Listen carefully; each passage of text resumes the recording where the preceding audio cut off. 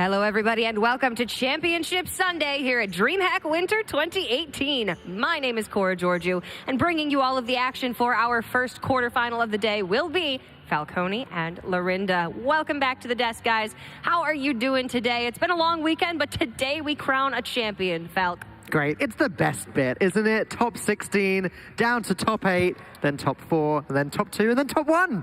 And then it stops. Yeah. And we do it all again in summer. That's the best bit. But yeah, this is a favourite day, obviously, for everybody concerned, apart from the ones who didn't get here. And we've had a great year for winners so far, and it looks like we're going to get another great champion one way or another today. Absolutely. We've got some great names left in our top 8. First match up, however, is going to be Bozzzton taking on Toastmonster. We got to see a lot of Bozzzton yesterday and the day before. Toastmonster, however, I know is a player that you both are very familiar with. Let's go ahead and take a look at what went down yesterday. Bozzzton defeated Board Control on stream 3-1. Toastmonster defeated Orange off stream 3-1. So Bozzzton, of course, going up against Toastmonster first of all. Ericaj defeated A83650, and he will be playing against Pardub, who defeated Andre Bear. And then on the other side of the bracket, we have Dawido, who took down Hypno 3-1, and he'll be going up against Fayeli, who defeated Dead Draw 3-2. Fayeli, who did make it to the semifinals, I believe, of DreamHack Summer, but could not get further than that. So maybe this will be his opportunity to take down a tournament and take a title for himself. Then we saw Tyler with a nail-biting 3-2 victory over Vilchok on stream, and he will be playing against Burrow, who defeated Yukazo off stream. That'll be our final quarterfinal match of the day, and then of course we'll move into our 2 semifinals, and then we will crown our champion. But up first, like I was saying, Bozzzton versus Toastmonster. Falcor, Lorinda, why don't you tell us a little bit about Toastmonster? Toastmonster is a big member of the Hearthstone UK scene. He has been making the rounds, attending some of the tour stops this year. Not necessarily had the best results, but as a UK player in the UK scene, he has seen some success, winning the UK Premiership last year, and then I think he was the runner-up again this year. So quite a few tournaments under his belt. The great thing about Toastmonster, it's been an obvious progression, and you can see his play getting better. He sort of started off with a couple of pretty bad results early on, but he went to more and more stops. Then he got on the Global Games team and learned so much from the likes of Board Control and Green Sheep in particular. And apparently he was like the vocal member of that team by that time. Yeah. And every time he comes to a tour stop, he just gets a slightly better result. It's not just been sort of he's happened to high roll this one. This has been coming. Whether he's strong enough to win one yet, we'll find out today, but this top 16, this top 8 has been something that has been on the way for a little while. The real surprise about Toastmonster as well is just how quickly he has come up through the ranks, because when I first met him early last year at a Tavern Hero tournament, he was there as a fan. He wasn't even competing seriously. Oh, wow. You know, he'd watched competitive Hearthstone, he knew who I was, he knew who all the players were because he was a fan of ours, and since then, I'm talking like last April, 2017. Since then, he's come all this way. Now he's competing with the best of them at DreamHack. That's an incredibly fast progression, and regardless of what happens, a top 8 finish at DreamHack Winter is an incredible result. But let's talk a little bit about Bozzzton, a player for Red Reserve alongside Mitsuhide and Sidonia, the player that I knew the least about, just because I had spoken to him the least in person. But we just had a chance to speak to Sidonia off stream, and he was saying that Bozzzton actually has more points than either Mitsuhide or Sidonia. He's actually a player that maybe we're sleeping on a little bit in the grand scheme of things. Yeah, if he wins today, he will need 2 points from Philadelphia to get 2-star master. Really? Yeah. That's impressive. Yeah, and he hasn't had many top 16s. He hasn't had that big breakthrough, but he's always there. In fact, he tweeted after one of the recent top 16s he had that, you know, oh no, lost in top 16 again. I actually replied to him, look, this year has been all about the guys who keep doing well eventually win one, your time will come. I said this to him, I'm not just saying this now, because I say it about quite a few players, but he's on a very short list of players, 3 of whom are in this top 8, who haven't won one this year, who will win a major Hearthstone event at some point. Just to add 2 words, which sort of, I think, in themselves encapsulate how good Bozzzton is, Dusky Boys. That too. He is a member of the infamous practice group, the Dusky Boys. That in itself shows that he is a valuable Hearthstone player to be, accepted onto this great practice group. Absolutely, and let's go ahead and take a look at the bans and talk a little bit about the decks that these players have brought to the table today. Of course, we've gotten to see Bozzzton a little bit over the course of the weekend. He 3-0'd, I believe, Fayeli with his Mali Druid yesterday, and then ended up losing to Yukazo on stream, so he got into the top 16 with a 6-3 record. So just squeaked in based on some really good tiebreakers. But what else has he brought, Lorinda? So Bozzzton's brought a fairly standard-looking lineup. Malygos Druid, at which he is really good, because that's kind of the Dusky Boys' trademark deck. He's brought Hunter, which is just Death Rattle Hunter. Every Hunter has been the same, almost exact card for card in this event. And he's brought Shudderwock, which I think has been... I don't know how... It's not a breakout deck, because it's been around for 9 months, but it's had a resurgence this tournament, I feel. It sort of is a breakout at the same time, though, isn't it? Like, it has gone through different phases of popularity, but I feel like at this tournament, like none I've seen before, Shudderwock really has been out in full force in all of the top lineups. We've seen a lot of Shudderwock disasters. Day one, I think we saw 1 Death Gripped, 1 Demonic Projected, and 1 Burned all in the same day, and... That's not even including Zixo's Shudderwock disaster. And Tyler's. Well, we won't talk about that. Toastmonster's deck, on the other hand, he's a caster's nightmare. Because we cast Malygos and Shudderwock all the time. Do we cast Togwaggle a lot? Not that often. Do we cast Cloning Gallery Priest much? Only in Atlanta. But only in my for dreams. You love that deck, don't you? I love that deck. And he's brought Odd Paladin, which, again, is something we know and love. And then, of course, the Warlock banned for Bozzzton, the Hunter banned for Toastmonster. So very different approaches to this competitive tournament. But Last Hero Standing is a tournament format where you can have lots of different avenues to success. And now we have to ask, who do you think will get the win here? Who is going to make it through to the semifinals and continue in the running for that DreamHack Winter title? Make sure you are following the channel in chat. Hashtag Bozzzton or hashtag Toast. Not that Toast, different Toast. Equally good. Won't matter to Twitch. This toast, specifically. What do you think, Falk? Who do you think is going to get this one? Okay, it's going to be a split decision this time. I know it is. I feel bad because, again, I know how good a player Bozzzton is, and I wouldn't be upset at all if Bozzzton were to win the whole tournament. But for me, it's got to be Toastmonster. Did not see that one coming. Lorinda, how about you? I would love to see Toastmonster win it, but I think he's got another year of, he can win one next year. I think Bozton's done enough to earn his rights to win one this year. Voting with a heart. Toast, I'm sorry, mate, but I want Bozzzton to win this one. I want to see him go a long way in this tournament. I think based on lineup, Bozton's is just a little bit more consistent, a little bit more stable, whereas Toastmonster, especially with that Xeric Priest, it's a very volatile deck. And if you don't draw correctly, you can really struggle with it. And then, yes, I think based on experience and based on whose time is it, I would say that Bozzzton, I think, is more likely to progress on through the bracket. So I'm going to give my bid over to Bozzzton. But again, Toastmonster, he's had such an incredible year. He's progressed so far in the last year that I would not be surprised if he put up a very strong showing today and was able to move on himself. But I am going to give my vote to Bozzzton. Who did you give your vote to in the audience? Was it Toastmonster or was it Bozzzton? Survey says 59% over to Toastmonster, only 41% to Bozzzton. You know what? Toastmonster's got some fans out there. That's awesome to see. They think it's the other toast. They think it's the other toast. Well, you know what? And what? also, a lot of British people will watch this, I guess. Yeah. I mean, it's not the first vote that I've been quite surprised by over this weekend, so there's that.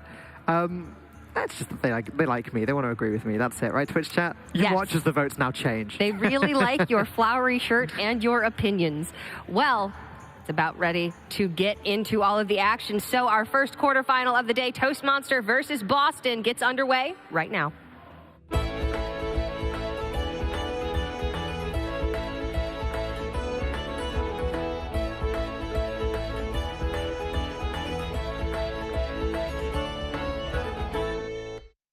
Toastmonster versus Bozzzton, one of the best top 8 games in the tournament, in my opinion, given the respect that I have for both players. I'm sure that you feel the same way, Lorinda. I normally would say that, but I think we've got 3 absolutely cracking top 8 games today for you, so... 3 out of 4, that's not bad. 3 out of 4, and the other one's very interesting for very different reasons as well. Yep. So I think it is a great top 8. This year has been about stories, and this top 8 is full of stories. It's a great way to round off the DreamHacks for the year. Well, let's let this one begin. It's going to be Toastmonster on the Odd Paladin versus the Shudderwock Shaman. Now, as I said earlier, Shudderwock Shaman has had quite a few disasters this tournament so far. The Odd Paladin matchup could in itself be a disaster for Bozzzton. Yeah, it's not a good matchup at all, but we've said this a lot about Shudderwock. One of its strengths is it never gets completely destroyed by anything. Right. Oh, yeah, percentage-wise, obviously Paladin can just completely destroy it, but it has so much resilience. Look at this, like Glacial Shard, Lightning Storm, and the Chain Gang already. These are all very good defensive options. If you stabilize, you've already got your Healing Rain. The reason it's not a good matchup is when you've done all that, you've got precisely one of your realistic Shudderwock combo cards played, so you're not getting anywhere fast. In terms of like pure start, this is what you want for Bozzzton though. It's with the Earthshock pickup there as well. You know that beats things buffed up, that beats Divine Shield 1/1s.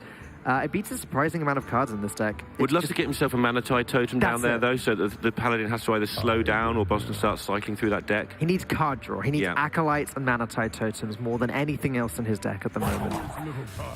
Interesting when one of the card reviews, people talking about the soon-to-be famous Bog Slosher, saying what would you cut for that? And the Acolyte seems to be one of the cards that people are starting to look at cutting from Shudderwock, which is really weird, because I'm with you. The card draw is so important, but it's developed into this weird semi-control style combo deck, which a lot of combo decks are. Like Malygos is the same, Togwaggle's the same.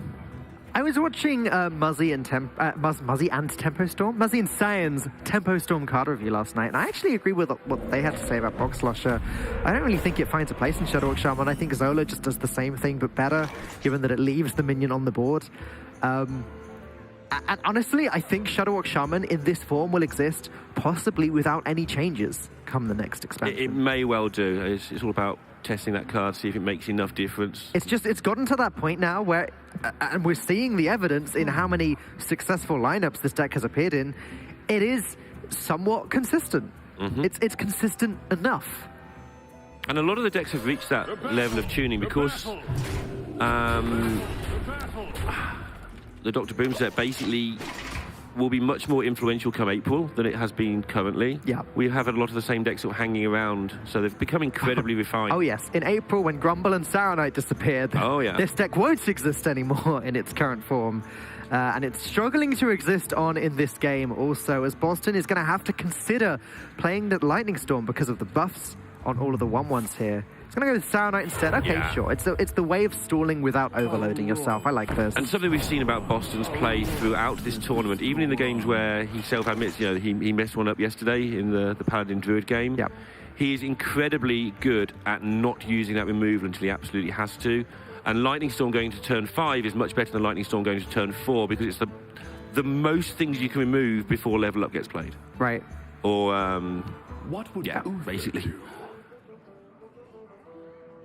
So he can take this time to take a little bit of damage and just advance the chain gang part of the combo. We've been talking about how Shudderwock has consistently been making a big showing in this tournament so far, but one thing that Bozzzton's Shudderwock is doing a little bit differently to a lot of them is that he's not running Hemet, which has been surprisingly popular in this tournament. Just shows how good these guys are at predicting a meta. Did you think there'd be a lot of Shudderwock at this tournament? No. Nor me. I thought there'd be some, there's always some. The people who brought Hemet obviously thought there'd be Shudderwock. Yeah. It's so good in the mirror, because Hemet has just gone missing entirely from Shudderwock. Yeah. Recently, because it's only good in the mirror and one or two of the control matchups. It was around for maybe a month. Consistently in decks. Oh, wow, like quite a few months ago as well, not recently. But the level these guys have got to is not only do they think that Shudderwock's right, but they also put their own tech in because they realise that other people are going to work out that Shudderwock was right for this tournament. But is it right for this game? Well, no, Hemet would not be right for this game. Is Shudderwock right for this game? Shudderwock, not really, but, you know, in the position that he finds himself in, Bozzzton's deck runs a copy of Sandbinder instead, so that's more card draw, which is kind of what Bozzzton wants at the moment. He's got 2 healing rains. He's got a lot of survivability. He just needs more board clears. Yeah, and he needs it quicker. The trouble with the board clears is the overload. It often gets overlooked because if he volcanoes in 2 turns' time, he then has to do very little the turn after. Ideally, you go volcano into chain gang, but that option is gone. Protects me. And look at this reload with level up ready to go. And Bozzzton needs card draw. He can play the Mana Tide and maybe Earthshock, the Righteous Protector, I'd imagine. But that's not really getting anywhere. Maybe he'll feel now... Oh, he's only got 3 mana. He's still overloaded for 2, of course. It's so difficult. Having drawn the Acolyte of Pain now as well, if not for the Void Ripper, Acolyte would be great. He can't even Acolyte and Earthshock the Void Ripper away. And interesting that he chose to go this route. But it allows him to trade off the Void Ripper, I guess. He's thinking maybe next turn he can get that Acolyte and start getting some draws with it. But this level up, if not this turn, next turn. Oh, it's only 2 minions this turn. Fungal Mancer makes much more sense. But next turn, level up is looking incredible. Will be Yeah, I feel like last turn was an opportunity to just maybe drop a Manatide or an Acolyte and just close your eyes and hope it all goes away for one turn. Right. And then use the Healing Rain plus the other one of those 2 cards the turn after to survive a bit longer. Ooh, Mind Control Tech's not a bad draw, is it? It's pretty good right now. As far as this turn goes, Healing Rain and Mind Control Tech is about as good as it gets. That gets a 3-3. That's fine. He's not dead. He'd rather have had the 3-3 recruit, but he won't swap it back. Yeah. But now, Vine Cleaver into level up. Even though it's an obvious combo, because the level up is cheaper than the Vine Cleaver, it's something that people sometimes forget. Not these players, but I mean people at home, you know, maybe if you're on ladder, you're playing your level ups too early. You could argue that this is riskier than just hero power level up this turn. Because now if Bozzzton does find a Volcano, then he does clear the board and it does slow Toastmonster down that little bit. You instantly make 4 3-3s the next turn, though. That's why it's so Fair weird point. that you reverse the curve. If level up costs 8, I think people would play the card better. Right. It wouldn't be as good That's a card fair. for the people who play it, you know, when it is good on turn 5, which could have been this game if there was no Lightning Storm. But just imagine it costs 8 and sometimes go, oh, I can cast it early, rather than think it costs 5. But Bozzzton needs to find that second Lightning Storm or a Volcano now, given that Toastmonster is about to have pretty much a full board of 3-3s. Yeah, he doesn't know that, or they could probably divine it, that level up sat there all game. And this is the turn where he's choosing to close his eyes and not use the Healing Rain, because if he gets through this turn intact, and he should... Yeah. Should he? Is this 15? It's 15, that's right. Yeah, so he's safe for one turn, and then next turn he will start getting that mega card draw, heal up, the board challenges. There's always one turn against this deck where you have to close your eyes and do things, and this is the turn he's chosen. Which path? He is dead to sort of a veteran and level up and many other little combos. Oh, like yeah, that, but yeah. Any damage in addition to a level up would just end Bozzzton which now. makes you wonder if he could have gone back to that 3-mana turn where he chose to not play the Acolyte earlier, where he healed up instead and take a chance. Given that he's had to take a chance somewhere, maybe get the chance over with earlier. Okay. Let's close our eyes and hope for a Lightning Storm, I guess. He needs to hope for a lot of good things to happen to him. He's got 2 draws to get things that he needs. He'll get a card from the Acolyte, of course. Not enough. That's a whiff. One more chance.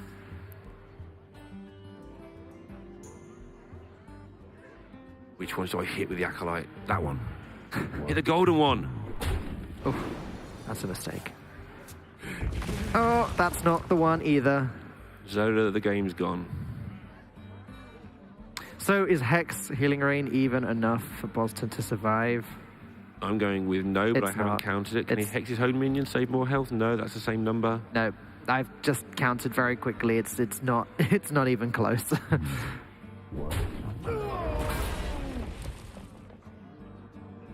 Can he... No, if he had 9 mana or 10 mana, he might be able to hex his own minion, then Zola the taunted hexed minion, then replay that. No, But that's not in there either. And he goes 1-0 down. No massive surprise there, although he did have a decent starting hand. It never developed into more, and that's the problem that you do have against the Paladin. Yep, so that is Shadowwalk Shaman eliminated from this series, leaving Bozzzton with only Malagos Druid and Death Rattle Hunter. Dan unceremoniously just scribbling massive lines through the Paladin part of his chart. That's how I make notes now. Yep, just scribbling massive lines. That's what I do before the game. Then I can't read the notes and I say silly things like people aren't on teams who aren't. Yeah. So, what is Bozzzton's pick for taking down this odd Paladin? I don't think it's going to be Death Rattle Hunter somehow. Correct. So, Malagos Druid versus Odd Paladin it is then. And this matchup can go either way. Spreading Plague is a strong card, but Void Ripper is also a strong card. And the Hero Power is a strong card too. Yeah, Fungalmancer's particularly strong in this matchup. It makes the minions just big enough to not die to the anything, the Plague, etc., and gives you a chance to get through. But obviously you want to be the Druid, I think, although I think people argue every matchup pretty much. But this is a matchup that does get quite a lot of arguing about. As Bozzzton trying to work out if he wants to keep that Spreading Plague or not. Nope, he wants Wild Growths. Not even keeping Spellstone. Armor gain's good. That's the trouble, though. This is why mulliganing with Druid is hard. every card looks good. Like Spreading Plague looks like an insta-keep. But there's just so many better cards. So these are good cards, but you have good cards. And you have to work out, using practice and using stats, whether you can afford to mulligan for the crazy stuff, like Wild Growth. Could be a quick morning for Bozzzton if he loses this one. Like you say, that Hunter matchup is ugly for the Paladin. And Toastmonster's lineup is far more Last Hero traditional in that it's a very counter-pick based lineup. Yeah. We've seen decks like lineups like Bozzzton's are along the lines of picking the best 4 decks, give or take. Obviously, with some of your own tech and strategy involved. That doesn't seem to be what Toastmonster's done. Toastmonster's gone for a very old-fashioned Last Hero standing. I win game 1, you counter me, I counter you, you counter me, I counter you, I win. And testament to Toastmonster's skill, you don't just bring Priest, the Cloning Gallery Priest, and Togwaggle to a tournament to go top 8 if you haven't done a heck of a lot of Hearthstone. They're not just decks you just pick up and play. Bozzzton, though, now having been able to innovate out that twig. Innovate itself is actually quite a strange pick for Malygos Druid, not something that's been seen that consistently. Yeah, this tournament we've seen a lot of the people playing one of. It's really handy when you want to do that old ultimate infestation into innovate, kill your thing. Yep. Because you quite often pick up a spell set. Obviously, when you draw 5 cards, you pick up a lot of things. Yep. And so you suddenly get that innovated to 4 damage, which can just swing it. It just makes the broken card even more ridiculous when you're doing 5 damage to one thing, 4 damage to another thing, making a 5/5 and getting yourself out of it. Just swings the game so much. But yeah, you're right. It wasn't in the deck. It was in the deck, then it wasn't, then there were 2, then it got nerfed, and then there were none. And it goes in and out according to taste quite a lot. Well, there goes that board. Yeah, and the twig is so huge, not just for the obvious reason, but the fact you don't have to spend any mana hero powering things down for the next 5 turns is also gigantic. Against Paladin in particular. So Toastmonster does have the tools that he needs to restock this board. Corridor Creeper costs 1. He may decide to play that this turn. He might just wait until it costs 0 so that he can play it completely for free and get the best possible value across all of his turns. He may be considering the Stonehill because he hasn't got a way through Plague in his hand.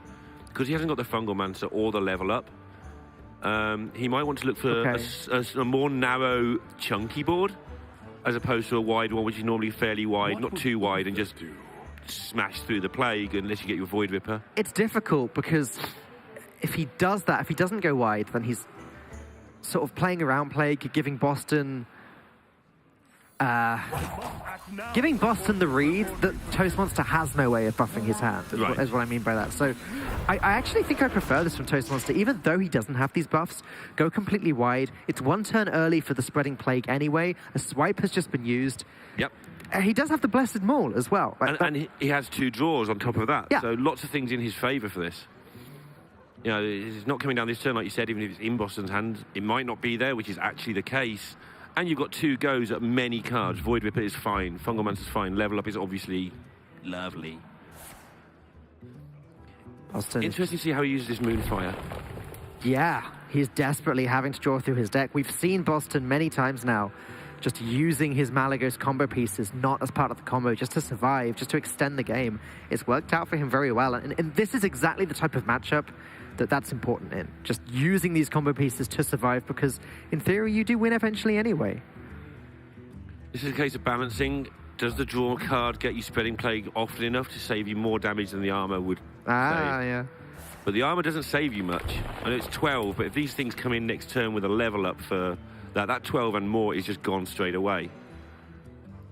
Time waits for no one. Moonfire and Spellstone. Yeah, this is what I mean. Toastmonster managed to go wide. Bozzzton thinks that there's a level up in hand. But this is why Paladin is better than people think. If you present the question saying, I haven't got level up, but you don't know that, so it doesn't matter that I haven't got it. You're going to waste your resources killing my stuff anyway. Yeah. This is how you play against Warrior, the same. You just pretend that you've got level up the entire time. And sometimes when you've got it, you don't even cast it. Because if you think they can deal with the board after you cast it, like they brawl, actually they're never scared of it again, and they just let your 1/1s live. That wasn't a level up, but it wasn't that much worse. That's a huge amount of information for Bozzzton now, but like you say, it's not that bad. Okay, so he has a game plan now of how do I get to turn 10? Not the most complicated game plan ever. Well, he needs to survive one more turn because Sure. his twig is just going to break after that. So I wouldn't be completely surprised if he just gained as much armor as he possibly can this turn, hits the twig into the minion, and then next turn breaks the twig, plays Ultimate Infestation. Well, he's definitely going to gain 6. He's got to work out, is there one card I can draw that maybe is worth drawing first? But there isn't. The Days of Wrath into Cycle, that sort of thing might have been better. But there wasn't a good pickup in his eyes, so buying time the old-fashioned way. Next turn, depending on what if he draws a Spreading Plague next turn, then it becomes very easy. But next turn, he can start with... Might be it. No, it's not it. Carry on. Not quite. He can start with Ferocious Howl, see what he draws, play whatever else he can, break the twig, and then Ultimate Infestation. It's a lot of damage, though. Yeah, the question is, will that be enough? Will Bozzzton's 17-mana turn be enough to survive this onslaught? I think with Vine Cleaver in hand, unless it is literally Spreading Plague, this is just going to get done one way or the other in turn or two. He really does need that Spreading Plague.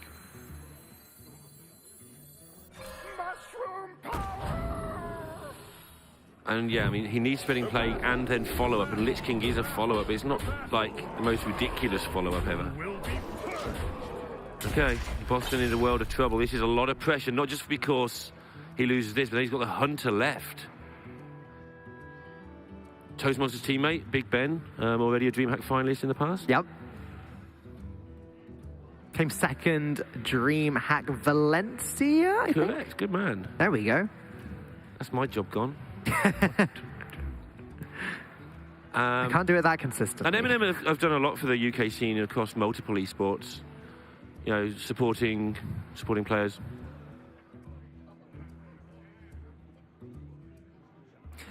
So Bozzzton now has to think about playing that Nourish. Well, because yeah. if he draws with Nourish and gets Spreading Plague, he's greatly rewarded. But if he doesn't draw Spreading Plague, then... How does he play it? I think he just Nourishes, then breaks the twig and hopes to... Yeah, I guess. The other option is the Ferocious Howl gets you half as many cards, but gives you a lot more options, but yeah. That's the issue. Maybe if he doesn't get Spreading Plague from this, he actually starts his 10-mana turn with Ferocious Howl. Okay. Instead he of gets the Spreading Plague. He got there. He gets a Moonfire to back it up, and he's got the Naturalize. So not only can he Plague here, but he can actually really swing the board at the same time. Oh, look at him go! He's got to go so quickly. He spent so long on that decision. He's got so many things he can do. Look at that APM! But look at this board swing. By killing everything off, I think he got the Naturalize off as well, but I might be wrong, because he doesn't like playing Naturalize. We saw that yesterday, if possible. The swing on the board is so huge because of the Tyrant to the Moonfire. Yeah, I mean, how does Toastmonster deal with this board? I think he's got a Void Ripper somewhere in that deck, but that's it, right? That's the only tool that allows him to comfortably deal with the board. Level up is helpful, though. It doesn't deal with it immediately, but this gives Toastmonster some real sustainability here. I think Toastmonster's in a world of trouble, though, because Alex Straza can be self-heal. Obviously, UI is UI. We know what that does. And just by being able to kill a couple of things off, and I'm surprised he didn't Naturalize just to get rid of one more. Yeah. But we saw yesterday, even though it's against even Paladin, he hates giving decks that have little card draw cards. Right. It is bigger than... I think we've all got in the habit of just naturalizing because so many people have 10 cards all the time. It doesn't matter. But against aggro, the reason people didn't play naturalize for the longest time is it does matter. You don't want to restock them if you do stabilize. And stabilize, he very nearly has. Arcane Tyrant in the hand does help. Floop can be played just for another minion with the Tyrant if Bozzzton wants to just wrestle for this board. You were talking about the Innovate earlier being used for the Twig, and it's a good job it was because it saved him. Right. But you can see how amazing Innovate would be here. Yeah. So that Innovate into Spellstone, that's what we're talking about. Just a nice visual reminder that... that card is in the deck for a reason, with good reason.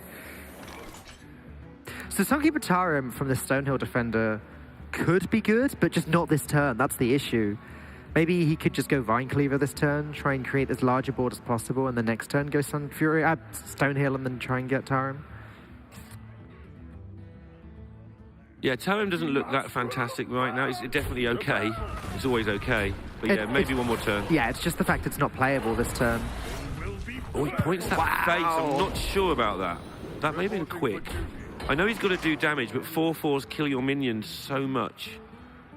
Look at the trades, how they line up for Bozzzton here. These are clean. They're super clean. Has also just drawn most of his deck.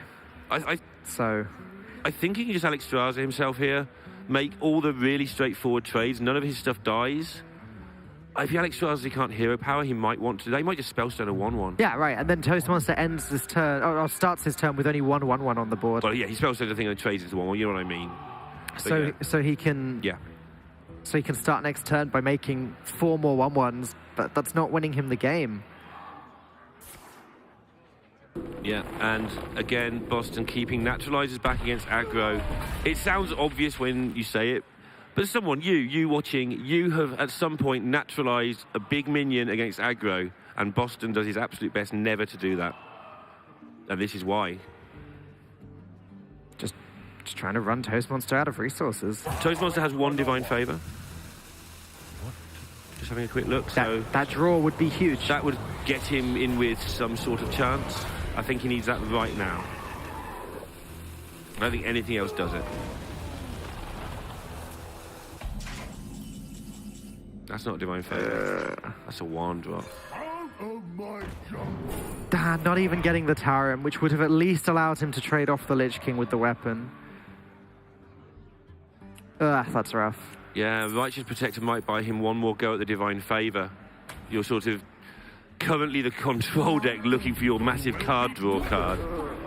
You're not a control deck, that is the problem. You're not built like one in any way. The only real silver lining for Toastmonster here is that Bozzzton's used both of his Moonfires and a swipe. So there's no crazy Malagos turn incoming. This is just lethal, though. Goes to 1 each, but more importantly, not just the scoreline, but Bozzzton's Hunter is protected. That Paladin was going to tear through the Hunter a huge percentage of the time. And Toastmonster's feels like the Pheno final when he played against Saiyan when he thought he had won. Toastmonster must have thought he was close there. Interesting series already. Toastmonster still left with Xerx's Priest, Cloning Gallery Priest, whatever you want to call it, and also Tog Druid. Tog Druid versus Malagos Druid is an interesting matchup. It really is. I think if you ask any of the players of Tog Druid, they say they're favoured. I agree. But good luck. We've seen how hard it is to make it show under pressure, etc. I mean, ultimately, a large part of that matchup, like any Druid matchup, does come down to the Wild Growths. Here we go. That's what he's going to go for. The Wild Growth, the Nourishes, the Ultimate Infestations. But the thing is, you can, as Druid, you can out-armor Malagos, but you can't out-armor Togwaggle. Yeah. And Adeline is a big deal as well. You've seen this more than me. Obviously, you cast the entirety of HGG this year. Toastmonster at the start of the year, maybe the early weeks of HGG, I thought was quite a nervous individual on camera. Yep. Not in real life. He'd come up to anyone and have a chat and ask how to get better at Hearthstone. That's why he's got good so quick. But the guy now seems to be like a from about week 4 onwards in HGG, maybe. Totally different character. I mean, I think the Hearthstone Global Games has been a great experience for a lot of players, a lot of lesser-known players across the board, being able to play with other players who have maybe a little bit more experience than they do. Toastmonster with ball control, for example, getting used to their company, getting used to talking through plays with them. And I think that in itself is something that will make a player like Toastmonster feel more comfortable when competing on the big stage. Just having that experience, being forced to play with players who are better than you. And that exact dynamic, Toastmonster's an incredibly fast learner and ball control's an incredibly good teacher. That dynamic really worked well for Toast, I agree. And some other teams as well, like you're saying, some of the players, the experience they got, especially in some of the smaller countries where they maybe only have 1 or 2 powerful players. Definitely strengthened Hearthstone all around.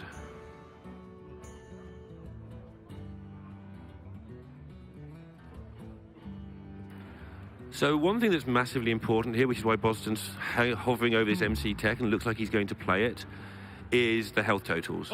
That sounds obvious in a game about health totals, but it's not immediately obvious that that's what's happening here.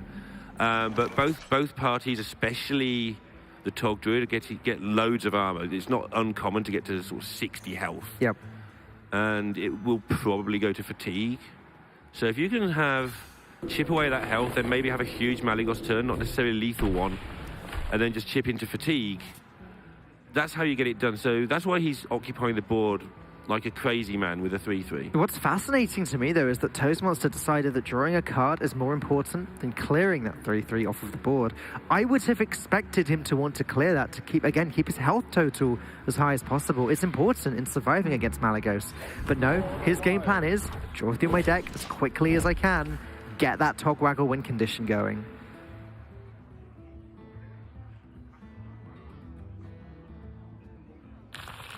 Yeah, Azalina can be a big deal too because you just get good cards. So get rid of your armor gain and your gubbins, and just Azalina for a full hand of actual real cards. Then you're just playing the same game as your opponent, except you're built to beat them at that point.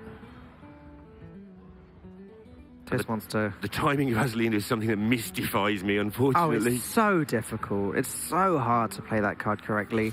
Toastmonster got a fairly easy Nourish Spellstone turn here. The only downside is he doesn't have another Nourish or an Ultimate Infestation in his hand. So he's sort of relying on that branching path to draw him cards if he needs to, if he doesn't get a Nourish or a UI in the next couple turns. Yeah, card draw in this matchup is really weird because you don't want to be too far behind in fatigue, but you want to have enough stuff to do stuff. And so you're constantly treading that line, a bit like some of the old Warlock versus Warrior games when it was a bit more even. Right. Do I tap? Don't I tap?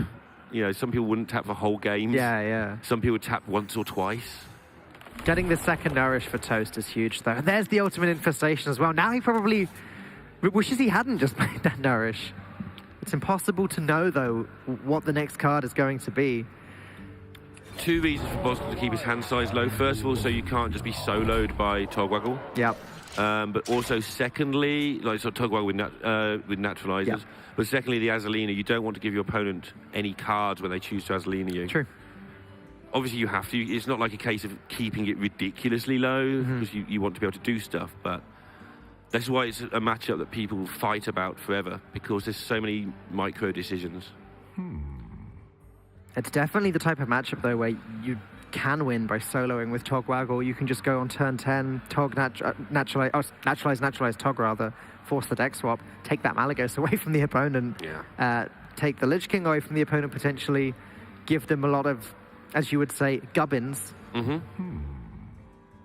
Definitely gubbins. And they can't win. But no, Bozzzton keeping his hand size down. And this weird fight for board is actually really important.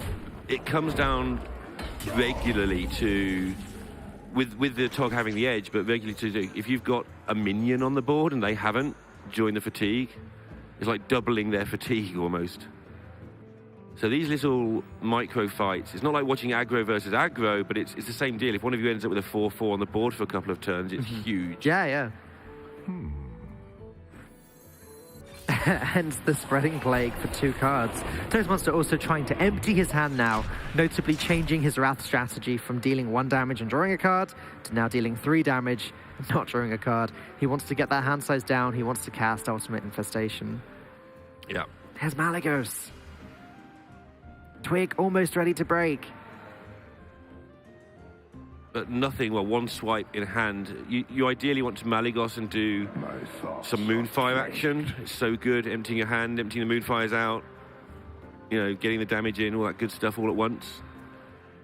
And I say it like that, that sounds obvious, but you wouldn't do that against most decks. Yeah. But here you have limited time. You don't want it to get caught in your hand. You want it to be on that board as quickly as possible. My thoughts are plagued. This is a nice early start for these guys. Just a Togwaggle versus Malygos game at 9:30, 10:30 a.m. Get to the venue and have to go instantly into the deepest, most complicated game in the whole of Hearthstone. I hope they got a good night's sleep, which a lot of the players were complaining about not getting. Players today. and casters, but mainly players, tend to sleep badly at events. There's so much going on and they've usually travelled a day or two before. Not so bad for Bozzzton here, though. Yeah, this is a kind of lives around here. Yeah, local-ish tournament. Yeah, I mean, I'm not sure the specifics of how near he lives, but obviously he lives in the right country. Sweden's a big country, though. Who knows? Yeah, it is.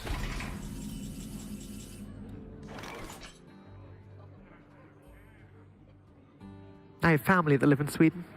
Yeah? I live in Italy. I have other family that live in Italy. Which half is best? my You on the spot live in front of the world? Swedish family is more distant Okay. than the Italian family, but yeah. See, that answers that.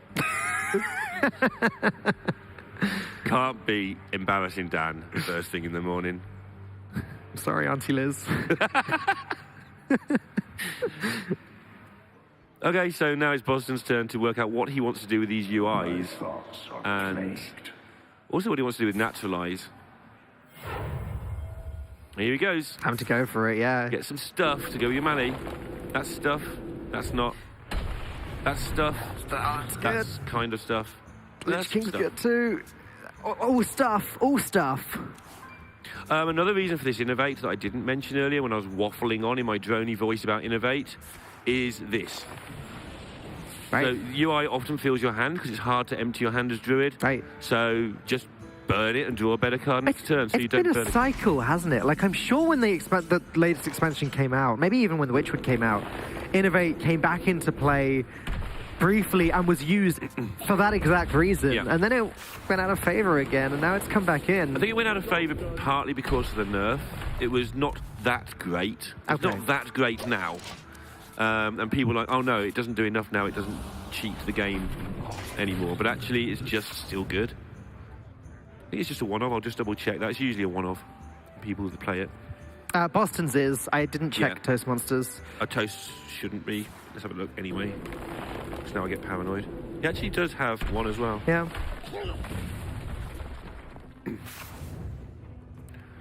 Ooh, that was a burned card. Burned cards on both sides. They're nothing particularly relevant. Boston losing a Tyrant. Oh, Toastmonster's still got an Azaleen in the deck.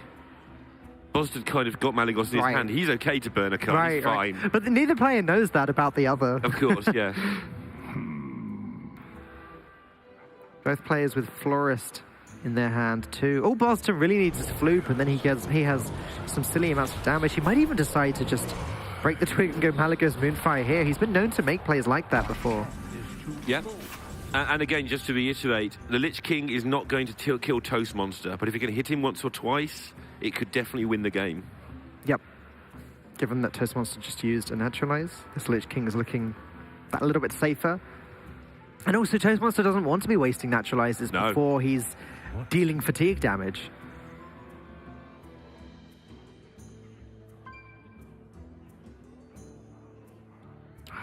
Players are so quick when they know they're going to read the number of cards. Just flick, flick, and they know.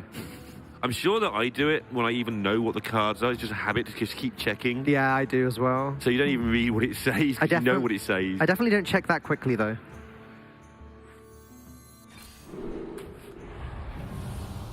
It's funny because I was talking to Toastmonster about that just before this match started. I said to him, we as casters, we can't see the card count. So look at that. Thanks, Toast. I said to him, we as casters, we can't see the card count. So we don't necessarily... It's a little bit trickier to cast Togwaggle Druid because we don't know... We were still lethal yesterday because we just didn't know Xanananan was able to get there. And he was like, oh, don't worry, I'll be checking it a lot. I'll be checking the card count a lot. If you know it's coming and you look at the right part of the screen, you can, but it's not your normal setup like it is at home, so you... Yeah. Yeah, it's all right, you guys at home, you can pause it. You can rewind. Also, they can read. That too. Okay, so Boston's ready to launch a decent amount of damage. I was going to get really hyperbole there and say it was massive, but... Not 51, though. Not 51 damaging points yet. Toast, you there? Is he okay? What? He's heavy in note-taking. I mean, Toast could play Naturalized Togwaggle here if he wanted to. I don't think that really benefits him anymore, though, until he's run out of cards. I wouldn't be surprised if he starts this turn with a Wild Growth. Okay. Yeah, this has been this weird battle for board that I've been talking about.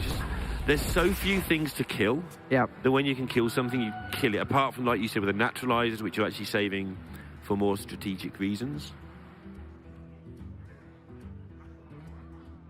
So I think Bozzzton has somewhere in the realms of 25 damage with Malagos, Swipe, Moonfire, Ultimate Infestation, all playable in the same turn. Probably start with a Howl. You don't mind drawing that one card for a 9 armor. Yep. The moment Bozzzton draws Floop, this goes completely out of control. Malagos, Floop, Swipe, Moonfire, Break the Twig, Ultimate Infestation. The reason he's not comfortable with this, because this looks blatantly straightforward, is the longer this goes on, the more chance Toastmonster has of getting Azalina and just copying the hand and just being in a generally better position. So it has to be very careful not to hold on to it all for too long, but also he'll have a number in mind of how much damage he needs to do to be able to win the game. Yeah. And again, just generating this creeping pressure. It's not actual pressure, but every point is so critical.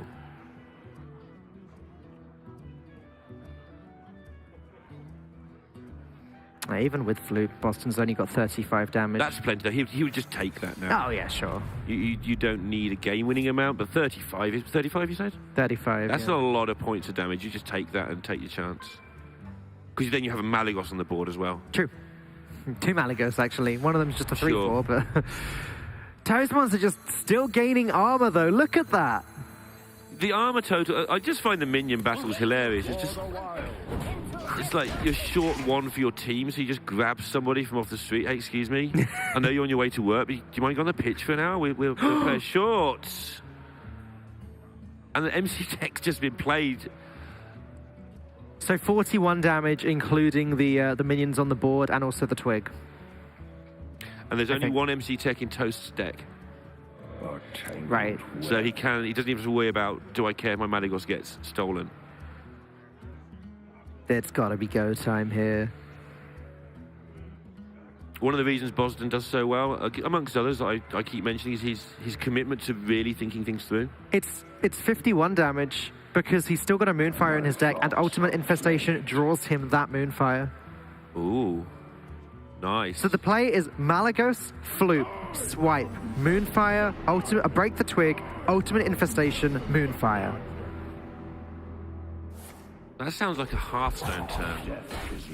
Sounds like a good Hearthstone It turn. does. Hearthstone players are good at card games, I've heard. Yeah.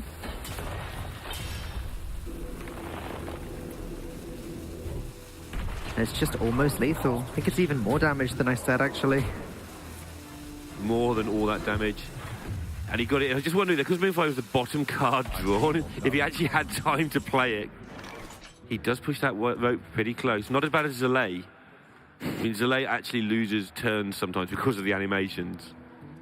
But he does push it close. And look at that turnaround in everything in this game. Yep. I mean, when the Togwaggle Druid draws through his deck slower than the Malagos Druid, generally they're not in a good position. Yeah, when they don't hit Azalina, That doesn't help either. it's not good. Naturalize once, fatigue But the thing is, Bozzzton twice. This is why people argue about this matchup. If you watched this one game of Hearthstone in your life, and you didn't follow the scene, maybe, but you knew what the cards did somehow, you'd be like, well, how on earth does this silly Togwaggle deck ever win a game against this Malagos nonsense? Bozzzton's nodding. This is completely over. One Malagos survives. There's a swipe still in the hand. Toastmonster knows it as well.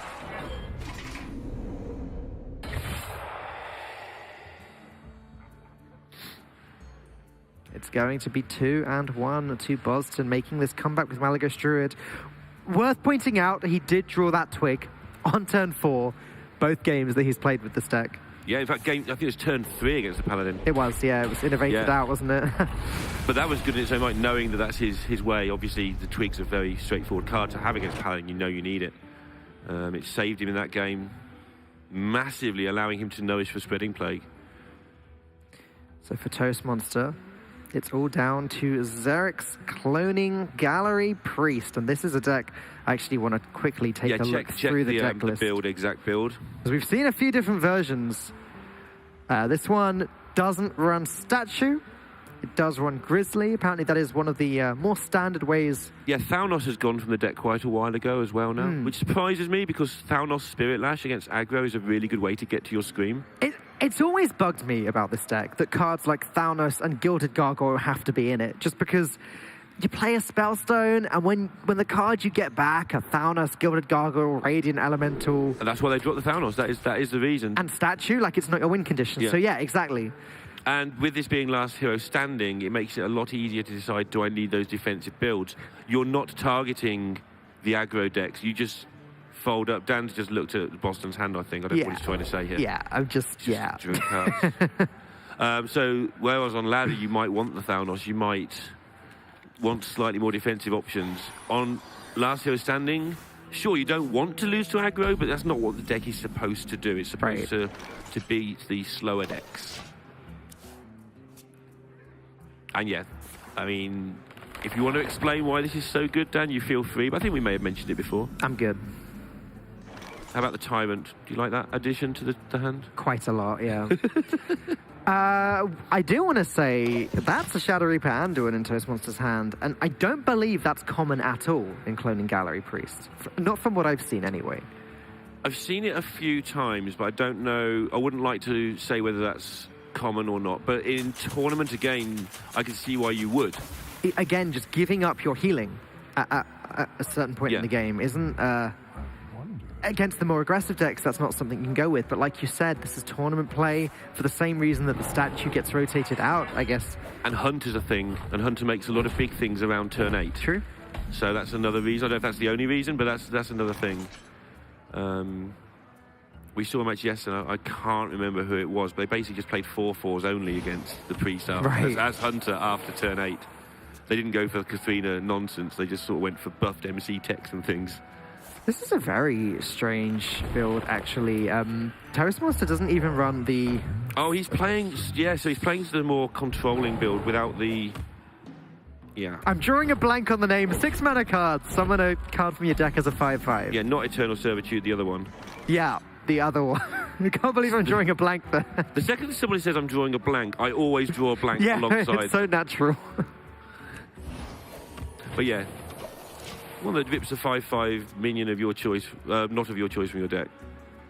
Damn it, I'm blaming you, even though it's entirely not your fault. I'm literally opening up Hearthstone on one of my devices right now. And I've heard you cast it for like hundreds of times. Yeah, back when Tars played it in America one time, you were casting that deck. In the old Big Priest. Shadow Essence? Yes, I think that's it. Obviously I get it the second you're about to see it anyway, because that's how brains work. Anyway, the Shadow Word Death doing a massive job here. Just that one piece of defense to make sure you get to Psychic Scream. Seeing how Boston's approaching this, by the way, it's an absolute race. Yeah, oh yeah. One of the first things I learned about Malagos Druid from one of the better players, Theo, actually, at the time, said you have to treat it like a Smork deck. You have to play as quickly and as aggressively as you possibly can. Yeah, the Shadow Essence thing is important, though, because usually at around this time, Cloning Gallery Priest goes out of control because it starts to actually summon the big minions, but Toastmonster doesn't even run that card, so he's got to play a slower game by waiting for Cloning Gallery itself. I think the Shadow Essence goes hand in hand with not playing the statue, yeah. Because it's a big deal as a bailout against aggro. It's like, oh, Shadow Essence, get a statue. Oh, I'm saved. At the same time, it's very good with Ziliax, which is in the deck. This is fair. Well, Ziliax is in every deck. Now that 5 slots opened up from Inventor. It's the new Sludge Belcher, isn't it? And yeah, everybody knew that Ziliax was busted, but they just couldn't fit it in their decks because everyone's playing... Double Giggling Inventor. It was pretty good with Giggling Inventor. Turned that Annoyatron into a bigger Annoyatron. So one of the things that Bozzzton did is I completely ignore you yesterday when he lost that game where he was playing against Paladin as a Druid. Yep. Is he didn't do a 2-turn setup for lethal. Yes. And I think this is why he's just taken an inordinate long time over this turn. It's like, I'm going to set up 2-turn lethal today. Hey. I think that was probably on his mind. What's that thing about 4-attack minions and Priest? Priest loves them. Well, yeah. And that's it. Bozzzton is going to take this down with a double swipe and some attacks to face. Yep. That'll do it. Incredible. He found his opening, he went for it, and Toastmonster just couldn't do anything about that. We got a smile from Toastmonster the moment he played it. He knew what was coming. That's going to be the end of the series. And the end of Toastmonster for this event, but again, he has continued that progression that he's had throughout the year, from sort of mediocre player at best to guy who learned super fast and became a contender, and now he's here. This is his first time we've really got to see him on a massive stage, maybe UK Premier side, which is quite a big event. And we're going to see more of Toastmaster in 2019 because he's still learning fast, his determination, and you know, the fact he talks to everybody about how can I be better and takes it all in and has no ego, he will be here again very soon. I'm not liking how this law of averages has worked, though. All of these UK players, and all eliminated now in the top 8. They've all put up a great performance, Toastmonster, especially with the top 8 finish here at DreamHack Winter.